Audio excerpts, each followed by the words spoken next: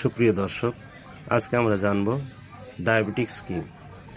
Diabetes হলো যখন রক্তে গ্লুকোজ বা শর্করা স্বাভাবিকের চেয়ে বেশি থাকে। এর প্রধান কারণ হলো শরীরে পর্যাপ্ত পরিমাণ ইনসুলিন তৈরি না হওয়া বা ইনসুলিন ঠিকমতো কাজ না করা। ডায়াবেটিসের প্রধান ধরন টাইপ 1 ডায়াবেটিস এবং টাইপ 2 ডায়াবেটিস। টাইপ 1 হলো অগ্নাশয় খুব কম বা একেবারে ইনসুলিন তৈরি করে না।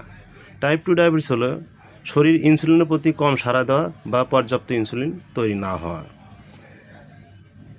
এরপর আমরা জানব ডায়াবেটিসের চিকিৎসা ও নিয়ন্ত্রণ। স্বাস্থ্যকর খাদ্য অভ্যাস, নিয়মিত ব্যায়াম, ওজন নিয়ন্ত্রণ, চিকিৎসকের পরামর্শ অনুযায়ী ওষুধ বা ইনসুলিন, নিয়মিত রক্তে শর্করা চেক করা। এর লক্ষণ বারবার প্রস্রাব হওয়া, অতিরিক্ত তৃষ্ণা লাগা, বেশি ক্ষুধা লাগা, ওজন কমে যাওয়া, ঝাপসা দেখা, ক্লান্তি, ক্ষত দেরিতে শুকানো, বারবার সংক্রমণ হওয়া। এরপর আমরা জানব জটিলতা।